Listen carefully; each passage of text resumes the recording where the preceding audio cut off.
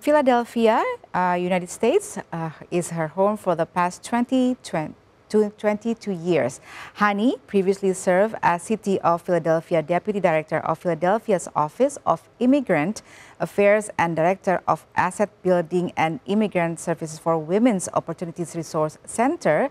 She is also the co-founder of Feed the Barrel, a movement to turn used cooking oil into biodiesel, compost, and soap. And with her husband, they grow their own food and start an urban garden called Heikal's Garden, nurture culturally appropriate food for the South Philadelphia community. And currently, Hani helps many families in their personal finance through college planning, retirement planning, estate planning, debt management, and insurances through her financial literacy education programs. And to know more about this, we have Hani here with us at the studio. Hello, Mbak Hani. Thank you for joining us today. Thank you for having me. All right, so welcome to Indonesia. Thank you. So from a deputy director at the Philadelphia's Office of Immigrant Affairs, what inspires you now to try at urban farming, and when did you start it? It's actually the other way around. So we started urban farming first back at 2010. I was with the Deputy Director of Office of Immigrant Affairs 2015. So we start very slow. We learn how to grow our garden ourselves, learning a lot from YouTube. And I'm glad that now it's inspiring a lot of diaspora throughout the United States to grow our own garden. All right, so you have been involved since 2015 in urban farming. So what types of vegetables or agricultural products cultivated in your urban farm? A very interesting question, because a lot of time when we came to Indonesia, right, we take granted for kangkung, or what we call water spinach, or eggplant, terong. Back in United States, we don't have those things, right? Kangkung is very, very expensive. Bayam is very, very expensive. Spinach, long bean is nowhere to be found in a mainstream United States supermarket. So we miss those kind of food, so we grow it by ourselves. That's true. And then what are the challenges faced during the cultivation process? Because as you say, it's never been there before. So actually, maybe this is something new in your area. Right. So we actually learn it by doing it, right? The challenge was pretty difficult because we live in the eastern part of United States, where there is like 4 different seasons. So the growing season is very short, right? We could grow from the springtime, which is usually March, to September, October, November the latest. Then after that, it came to winter. So season definitely the strongest challenge for us, and of course how to making sure that the tropical plant could be adapted to a country that have 4 seasons.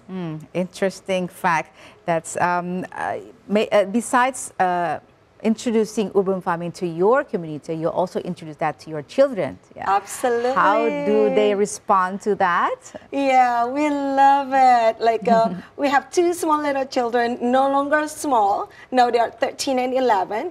But a lot of small kids, usually they do not want to touch soil. They hate worms, right? But my kids, they grow up with soil, with worms. They eat from our own garden. So it's feel very, very fulfilling. That's true.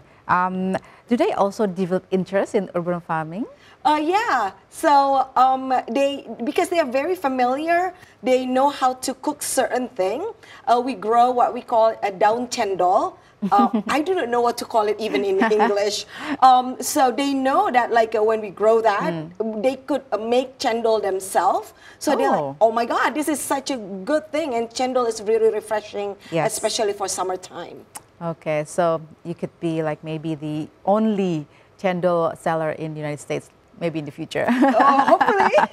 Okay, so you're also the co-founder of Feed the Barrel, a movement to turn used cooking oil into biodiesel, compost, and soap. Could you tell us about this? Oh my God, we are so lucky. We get approached by Environmental Protection Agency back when President Obama was the president, right? So they're looking for grassroots movement within the immigrant community that could help protection agency, the environmental protection agency, Okay. and they understand a lot of Asian people. They like to cook with oil. We deep fried everything. The thing, when we came to different country, we do not know how to trash the oil, and we trash it on the plumbing. And plumbing system in the east coast of United States is very old, and it's making the plumbing clog because of the oil. Maybe in Indonesia it's not so much problem because it's summer all year long.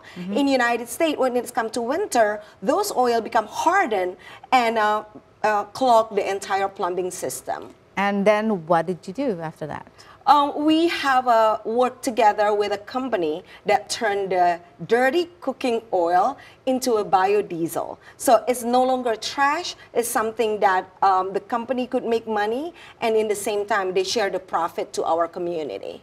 Okay, so apart from urban farming, you and your husband also involved in other social activities in Philadelphia. So could you share about that also? Yeah, so we are very active in a diaspora.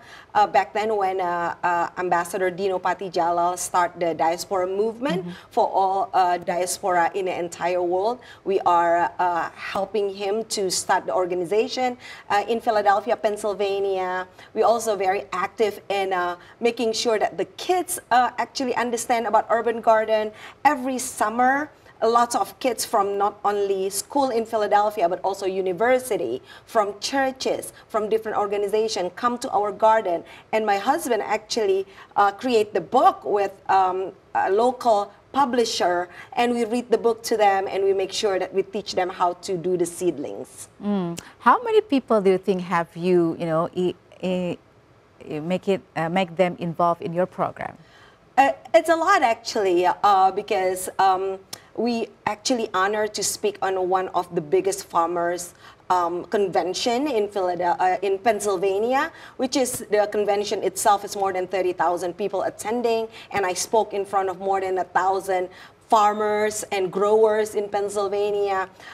So we're not only inspiring our small little diaspora Indonesian community, but also there's a lot of other communities from Vietnam, Cambodia, from Burma that learning actually from us. So actually that involves more than just Indonesian diaspora, right? Absolutely. Maybe more than that, maybe like an Asian community as well? Yes, so that's interesting. So how do you envision the implementation of urban farming in Indonesia?